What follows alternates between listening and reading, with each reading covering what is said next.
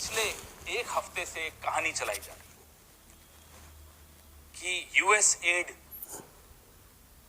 भारत में नरेंद्र मोदी जी को डिस्टेबलाइज अस्थिर करने के लिए 21 मिलियन डॉलर दिया। भाई कहां है आपके डोवल साहब, कहां है आपकी आईबी, कहां है आपकी रॉ? ये तो विश्व गुरु हैं, ये तो यूक्रेन से लेकर और पता नहीं कहां पूरे विश्व में जाकर तिकड़मे लगाते हैं। कभी सुनते हैं विदेशों में कुछ कर दिया कांड, कई कई तिकड़मे लगा रहे होते हैं।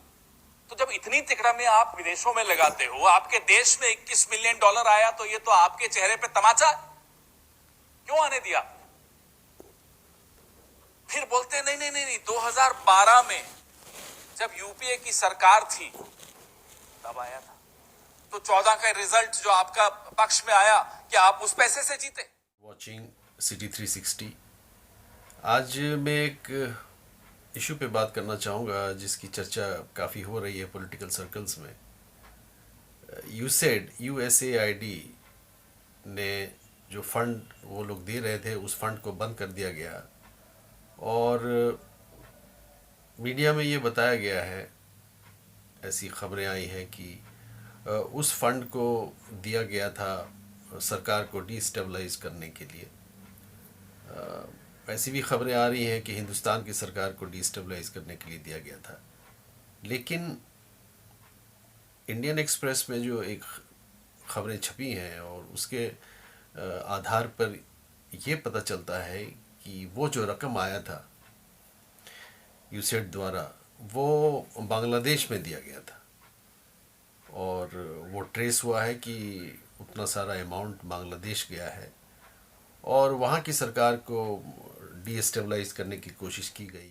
जाहिर सी बात है कि ये सोचने वाली बात है कि अमेरिका में ऐसे कौन से एजेंसीज़ हैं जिनका इंटरेस्ट साउथ एशियन कंट्रीज़ में है और वहाँ की सरकार को वो चाहते हैं कि वो उनके हिसाब से चले।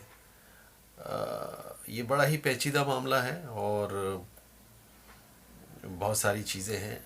मुझे ऐसा लगता है कि हर मुल्क के जो इन्वेस्टिगेटिंग एजेंसीज़ होते हैं, उनका ये काम है ये पता करना कि कहाँ से फ़ंड आ रहा है और किस तरीके से आ रहा है। मेरा ये मानना है कि इसको सिर्फ एक पॉलिटिकल डिबेट ना बनाया जाए, बल्कि इसके तह तक पहुँचा जाए और उसको रोका जाए। और स्टेबिलिटी जाहिर सी बात है, किसी भी मुल्क के लिए एक स्टेबल सरकार का होना बहुत ज़रूरी है।